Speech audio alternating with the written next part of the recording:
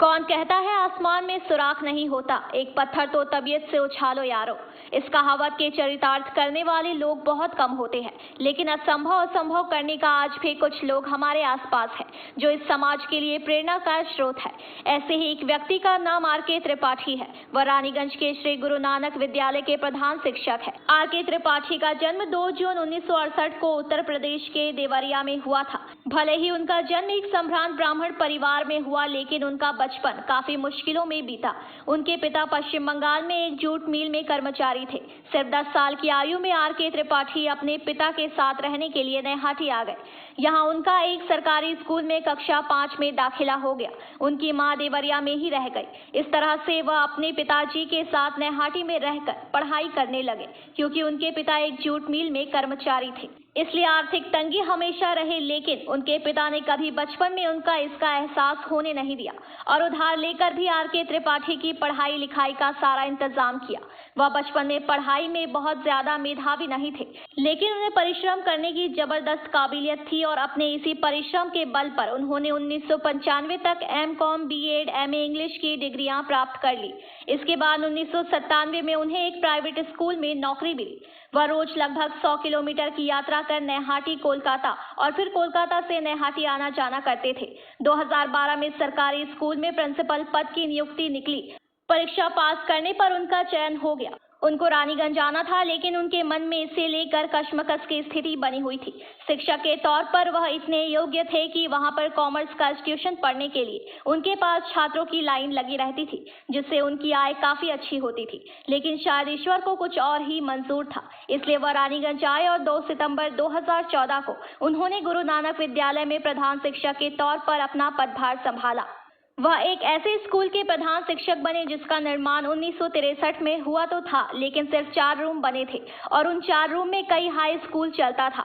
नीचे primary school, पहले तल्ले पर सेकेंडरी और ऊपर गुरुद्वारा। शौचालय की भी सुविधा सही ढंग से नहीं थी। यहाँ तक कि मिड डे मील बनाने के लिए भी कोई जगह नहीं थी। खुले आसमान के नीचे मिड डे मील बनाना पड़ता था। बारिश के मौसम में तो स्थिति और भी भयावह हो जाती थी। मिड डे मील बनाने वालों को छाता लेकर मिड डे मील बनाना पड़ता था, लेकिन आर.के. त्रिपाठी भी बेहद जिद्दी किस्म के इंसान थे। एक बार जो चीज वह ठान लेते थे उसको पूरा कर कर ही मानते थे। जब उन्होंने स्कूल की ऐसी हालत देखी तो उन्होंने 7 दिन के अंदर स्कूल के लिए जमीन का बंदोबस्त करने के लिए हर तरह के एक अधिकारी के ऑफिस में गुहार लगाई। लोगों ने उनको काफी हतोत्साहित करने की कोशिश की और कहा इसमें कुछ नहीं होगा। सरकारी नौकरी मिली है तो अपना भविष्य संवारने के लिए उन्हें जी भर के कमाने पर ध्यान देना चाहिए। लेकिन उन्होंने किसी की एक ना सुनी और वह स्कूल के भवन के निर्माण के पीछे लगे रहे। उन्होंने इसके लिए एसआई दफ्तर, डीआई दफ्तर के अलावा कभी आसनसोल नगर निगम तो कभी जिला शासक ऑफिस का भी चक्कर काटा। लोग उन पर हंसा करते थे, लेकिन वह अपनी धुन के पक्के बने रहे। ऐसे करते करते एक दिन वह मुख्यमंत्री के घर तक पहुंच गए। भले ही मुख्यमंत्री से उनकी मुलाकात नहीं हुई, लेकिन ममता बनर्जी तक उनकी बात जरूर पहुंच गई और आसनसोल नगर निगम द्वारा स्कूल बनाने के लिए जमीन उपलब्ध कराई गई और शिक्षा विभाग के 3 रूम बनाने का पैसा उपलब्ध करा दिया गया। ऐसे में आसनसोल नगर निगम के तत्कालीन चेयरमैन अमरनाथ चैटर्जी ने भी उनका भरपूर सहयोग किया। उन्होंने खुद स्कूल का निरीक्षण किया और स्कूल बनवाने का भी बीड़ा उठाया। वह हफ्ते में 2 दिन रानीगंज आने लगे और धीरे धीरे आसनसोल नगर निगम के सहयोग से 17 रूम का स्कूल बनाकर तैयार हो गया। यहाँ स्थानीय विधायक तापस बनर्जी का भी भरपूर सहयोग रहा। उनके सहयोग से स्कूल नए भवन में शिफ्ट हुआ। स्कूल का पता बदल गया और विद्यालय को उच्च माध्यमिक का दर्जा भी मिला। उन्होंने अपने इस लंबे सफर में अपने परिवार के योगदान को भी याद। उन्होंने कहा कि रोजाना अपने काम के लिए उनको 400 किलोमीटर की यात्रा करनी पड़ती थी। उन्होंने कहा कि उनकी इस कामयाबी में उनकी पत्नी का अहम योगदान है, जिन्होंने उनके बच्चे की देखभाल की। उसी का नतीजा है कि आज उनकी बड़ी बेटी डॉक्टर है और दूसरी बेटी सीए की पढ़ाई कर रही है, फाइनल ईयर की छात्रा है। उन्होंने कहा कि जैसा ही कहा जाता है कि हर एक कामयाब पुरुष के पीछे एक औरत का हाथ होता है, उनकी पत्नी ने इस कहावत को सच्चा साबित किया है। यहाँ एक बात की गौरतलब है कि अगर आर.के. त्रिपाठी चाहते तो अपने राजनीतिक परिचय का फायदा उठाकर कोलकाता वापस जा सकते थे और अपने परिवार के लिए एक आराम की जिंदगी चुन सकते थे, लेकिन उन्होंने ऐसा नहीं किया। उनके अंदर कुछ कर गुजरने की ऐसी इच्छा प्रबल थी कि उन्होंने 1963 में 4 कमरों में चल रहे एक हाई स्कूल को कायाकल्प कर दिया। उनका कहना है कि वह ईश्वर में विश्वास रखते हैं और यह मानकर चलते हैं कि यदि आपका इरादा नेक है और आपसे सच्चे मन के किसी लक्ष्य को प्राप्त करना चाहते हैं तो ईश्वर भी आपकी मदद करती है। उन्होंने कहा कि एक ऐसे समय 4 कमरों में चलने वाला रानीगंज गुरु नानक स्कूल आज रानीगंज में पढ़ाई हो या अनुशासन या परीक्षा में रिजल्ट, हर विभाग में पहल पर स्थान है। उन्होंने कहा कि एक समय 4 कमरों में चलने वाला रानीगंज गुरु नानक स्कूल आज रानीगंज में पढ़ाई हो या अनुशासन या परीक्षा में रिजल्ट, हर विभाग पहले स्थान पर है। इस स्कूल को निर्मल विद्यालय का पुरस्कार भी मिल चुका है।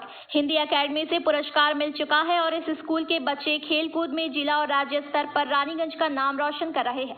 उन्होंने अपनी जिंदगी की सारी उपलब्धियां का श्रेय अपने माता पिता और अपनी पत्नी, अपने बच्चे, रानीगंज के धरती के समाज के लोगों, पत्रकारों, सरकार, प्रशासन, सहयोगी, शिक्षक और आखिर में अपने कठिन परिश्रम को देते हैं। मैं आर.के. त्रिपाठी, हेडमास्टर रानीगंज गुरु नानक विद्यालय।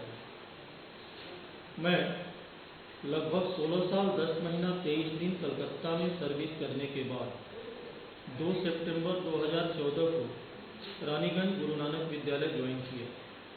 मैं एक ऐसे स्कूल का हेडमास्टर बना जहां पर मात्र 4 रूम में एक सेकेंडरी स्कूल चल रहा था। नीचे प्राइमरी स्कूल, उसके ऊपर सेकेंडरी स्कूल, उसके ऊपर गुरुद्वारा। केवल एक गेट से ही बच्चों का आना जाना, पठन पाठन, मिड डे मील, सारी क्रियाकलाप उसी में संपन्न होता है। जगह की तो इतनी कमी थी कि खुले आसमान के नीचे मिड डे मील बनाना पड़ता था। बगल में नाले का पानी बह रहा है और उसी के बगल में बच्चे बाध्य होकर के बैठ करके खाना खाते थे। दुर्दशा तब होती थी या दुर्दशा का रूप असली देखने को तब मिलता था जब बरसात के समय में भयंकर बरसात हो रही है और खाना बनाने वाली कुक कम हेल्पर जो है वह छाता लगा करके खाना बना रही है। एक तरफ तो सरकार का आदेश था कि साफ सफाई के साथ खाना बनना चाहिए और एक तरफ जगह की कमी। किस तरह से मैं इसको एडजस्ट करता था यह मैं ही जानता हूँ।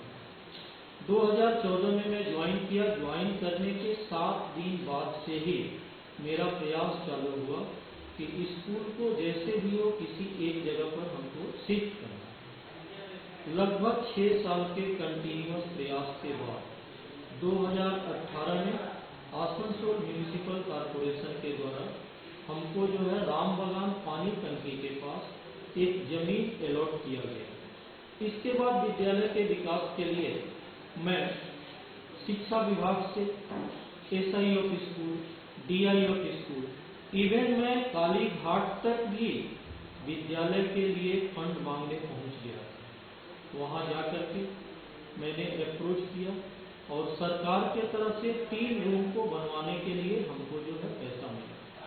एक तरफ आसनसोल म्यूनिसिपल कॉरपोरेशन से जमीन मिली, सरकार के द्वारा 3 रूम बनाने का जो है पैसा मिला और सबसे बड़ी बात यह रही कि रानीगंज के पूंजीपति जो हैं, व्यवसायी जो हैं, बनिया वर्ग के जो लोग हैं वे हमारे साथ आए और उन लोगों ने मुझे कहा कि आप जो है सर स्कूल को बनवाइए, पैसे की कोई कमी नहीं होगी। 2020 में स्कूल बनना शुरू हुआ। सरकार की तरफ से केवल 3 रूम बनाने का पैसा मिला। उस समय आसनसोल म्यूनिसिपल कॉरपोरेशन के चेयरपर्सन थे श्री अमरनाथ जी चटर्जी। हमारे लिए तो वे एक तरह से भगवान हैं। अमरनाथ चटर्जी सर के पास मैं गया और उनको जाकर के मैं सारी बात जो है बताया। हमारी बात को सुनने के बाद अमरनाथ चटर्जी जी ने विद्यालय का निरीक्षण किया और उन्होंने महसूस किया कि विद्यालय को सचमुच एक नए बिल्डिंग की जरूरत है। आसनसोल म्यूनिसिपल कॉरपोरेशन के देखरेख में ही बिल्डिंग का निर्माण चल रहा था। 3 रूम का निर्माण अमरनाथ चटर्जी जी के सौजन्य से आसनसोल म्यूनिसिपल कॉरपोरेशन ने करवा दिया। 3 रूम सरकार बनवा दी, 3 रूम आसनसोल म्यूनिसिपल कॉरपोरेशन बनवा दिया। सामने आए ओम प्रकाश बाजोड़िया जी, सुरेंद्र सिंह जी, जिन्होंने 2 रूम को बनवा दिया। इसके बाद रूम को बनवाने का एक तरह से बीड़ा जो है रानीगंज के ही हमारे ललित भैया ललित झुंझुनवाला जी ने उठा लिया। विद्यालय के शिक्षक पुरुषोत्तम गुप्ता और ललित झुंझुनवाला जी के सहयोग से हम यहाँ के कई पूंजीपतियों के दरवाजे पर गए। श्री गनेड़ीवाल जी ने एक रूम बनवा दिया।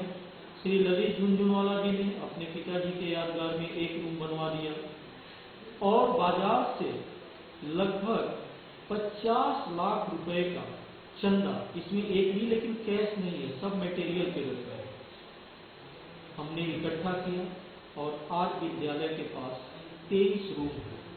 पिछले साल हमारे एमएलए साहब के अथक प्रयास से विद्यालय को उच्च माध्यमिक का दर्जा हो गया मिला। आज विद्यालय में हायर सेकेंडरी सेक्शन में लड़के और लड़कियां एक साथ बैठ करके पढ़ रहे हैं। हमारे एमएलए साहब जो तापस बनर्जी जी जो हैं, मतलब इतना सहयोग करते हैं, इतना सहयोग करते हैं जिसकी हम कल्पना नहीं कर सकते। एमएलए साहब के सहयोग से विद्यालय का नया एड्रेस चेंज हुआ। एमएलए साहब के सहयोग से विद्यालय को उच्च माध्यमिक का दर्जा मिला। हमारे शिक्षकों के प्रयास से हमारा 100% रिजल्ट होता है।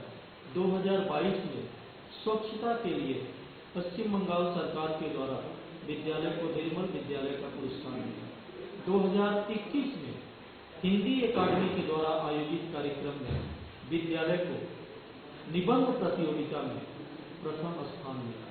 हमारे विद्यालय के छात्र डिस्ट्रिक्ट लेवल के बहुत सारे प्रतियोगिताओं में भाग लेते हैं और मुझे खुशी है यह कहते हुए कि पिछले बार पश्चिम बंगाल के बर्धमान जिले से जो वॉलीबॉल की टीम सेलेक्ट हुई थी उसमें हमारे विद्यालय के 4 छात्रों को स्थान मिला था और ये चारों छात्र जो है नेताजी इंडोर स्टेडियम युवा भारती क्रीड़ा प्रतियोगिता स्टेडियम में भाग लेने के लिए पहुंचे थे और फाइनल तक हमारे छात्र पहुंचे थे। कबड्डी की प्रतियोगिता हो, खो खो की प्रतियोगिता हो या पश्चिम जिला स्तर के किसी भी प्रतियोगिता में हमारे छात्र जो है बढ़ चढ़ कर के भाग लेते हैं और अपना पुरस्कार भी प्राप्त करते हैं। और बता दें कि हमारा विद्यालय डिसिप्लिन के मामले में, हमारा विद्यालय रिजल्ट के मामले में, हमारा विद्यालय पठन पाठन के मामला में गर्व के साथ कह सकते हैं कि आज रानीगंज में पहले स्थान पर है। आज रानीगंज के जितने भी अभिभावक हैं इस विद्यालय में एडमिशन कराने का प्रयास करते हैं, उनके मन में यह बात है कि इस विद्यालय